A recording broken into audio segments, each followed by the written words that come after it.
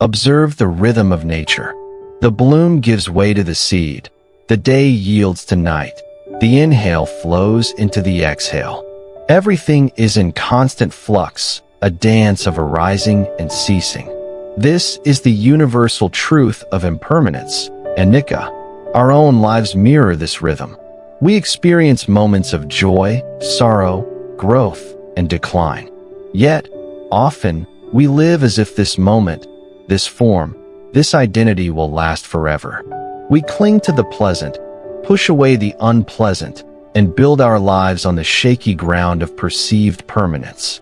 This denial of impermanence, this resistance to the natural flow, is a deep source of our suffering. It fuels our regrets about the past, our anxieties about the future, and prevents us from fully inhabiting the preciousness of the present moment. We know, intellectually, that life is finite. We've faced the reality of death, the ultimate expression of impermanence. But how often do we truly live with this understanding integrated into our being? What if acknowledging our mortality wasn't a morbid preoccupation, but the very key to unlocking a richer, more meaningful life? What if preparing for death wasn't about fear, but about cultivating peace and wisdom now? Buddhism offers profound guidance on this very paradox. How embracing the truth of impermanence allows us to live more fully, and how cultivating specific qualities of mind can transform the process of dying from one of fear and confusion into one of peace, clarity, and perhaps even profound spiritual opportunity. How can we live a life free from regret, fully embracing the present moment, knowing that our time is limited? How does Buddhist wisdom guide us in preparing for death peacefully, navigating end-of-life decisions with clarity, and potentially transforming the dying process itself into a spiritual culmination? Modern society often approaches death with a mixture of medical intervention and psychological avoidance. Medical focus on prolonging life. Medical science excels at extending lifespan and managing physical symptoms. However, the focus can sometimes be solely on biological survival, potentially overshadowing the psychological, emotional, and spiritual dimensions of dying. Psychology of death anxiety.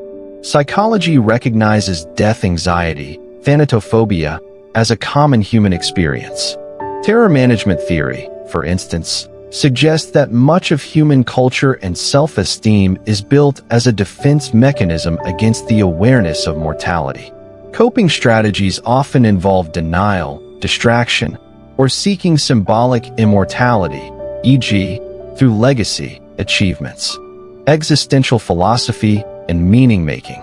Existentialist philosophers like Sartre and Camus grappled with finding meaning in a finite life within a seemingly indifferent universe.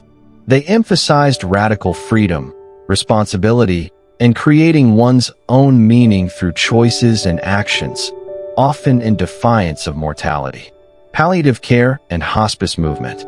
These movements represent a significant shift, emphasizing quality of life, comfort, dignity, and holistic support, physical, emotional, social, spiritual, for individuals facing life-limiting illness and their families. They acknowledge the importance of preparing for death and dying well. While these modern approaches offer valuable support, they often operate within a primarily secular or psychologically focused framework. Buddhism complements these by offering a deeply integrated spiritual perspective and specific contemplative practices aimed at transforming our relationship with both life and death, grounded in understanding the nature of mind and reality. Buddhist teachings provide a comprehensive path for living meaningfully and dying peacefully, centered on wisdom, ethical conduct, and mental cultivation. Living fully through embracing Anicca. The constant contemplation of impermanence, Anicca, is not meant to be depressing, but liberating. Recognizing that everything changes, relationships, possessions, health, even our sense of self, frees us from clinging. Reduces regret. When we know this moment is precious and fleeting, we are less likely to postpone joy, delay expressing love, or hold on to grievances. We live more intentionally. Enhances appreciation. Impermanence highlights the value of the present. We savor experiences, appreciate loved ones, and engage with life more fully because we understand it won't last forever. Fosters non-attachment. Understanding that loss is inevitable helps us hold things more lightly. We can enjoy without desperate clinging and let go with more grace when change occurs. Preparing for a peaceful death. Buddhist preparation for death is primarily about cultivating a peaceful, clear, and virtuous state of mind throughout life, as this state is most likely to carry over into the dying process. Ethical living. Sila living ethically reduces guilt, remorse, and mental agitation, creating a foundation for inner peace. Mental cultivation. Samadhi and panna meditation practices develop concentration, calmness, and insight. Mindfulness helps us observe mental states without being overwhelmed, a crucial skill during the potentially confusing experiences of dying. Cultivating positive states. Practices like metta, loving-kindness, and karuna, compassion, create a positive mental environment, counteracting fear and aversion. Familiarization with Dharma. Understanding concepts like karma, rebirth, and no-self provides a framework for interpreting the dying experience and reduces fear of the unknown. End-of-life decisions and conscious dying. Buddhism encourages making end-of-life decisions, like advanced directives or living wills, with clarity and wisdom, prioritizing a peaceful state of mind over mere biological prolongation if it involves significant suffering or mental confusion. The goal is to create conditions conducive to a conscious, peaceful transition. Death as a spiritual opportunity. From a Buddhist perspective, the moment of death is considered exceptionally potent. The dissolution of the gross physical senses and the habitual mind can create an opening for profound insight or connection with deeper levels of consciousness. Tibetan Book of the Dead, Bardo Thodol. This text describes intermediate states, bardas, after death and provides guidance for navigating them, emphasizing recognition of mind's true nature, clear light, as the key to liberation. Mindfulness at death.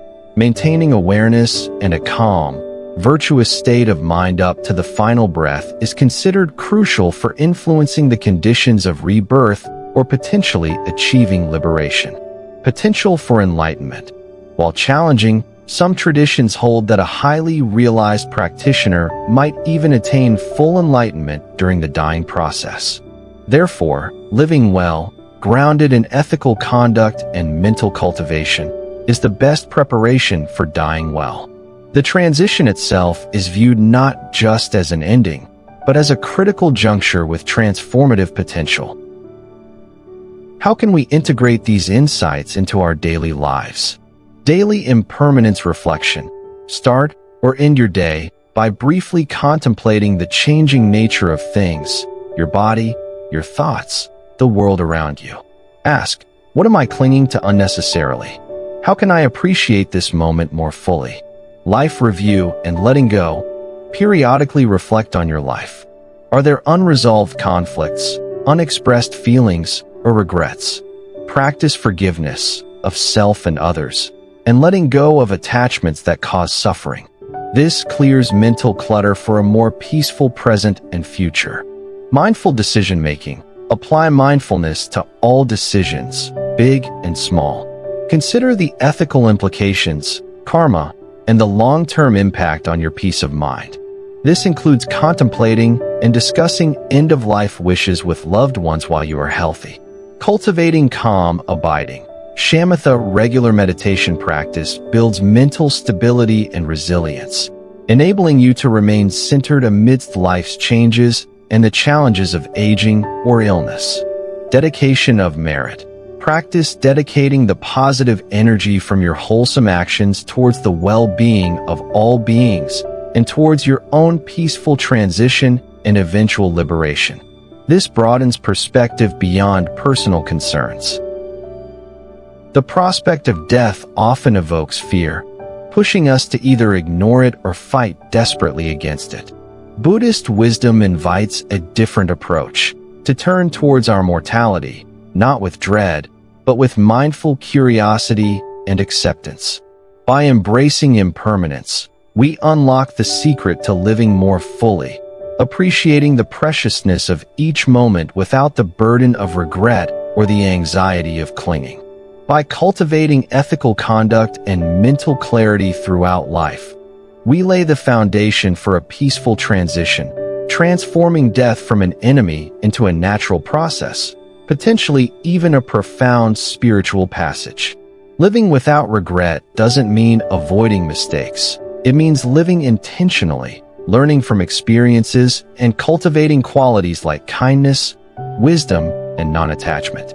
Preparing for death isn't about elaborate rituals performed only at the end. It's about the quality of mind we cultivate every single day. Can we see the awareness of death not as a shadow, but as a guiding light, illuminating the path to a more meaningful life and a more peaceful end? What small step can you take today to live more fully, informed by the wisdom of impermanence?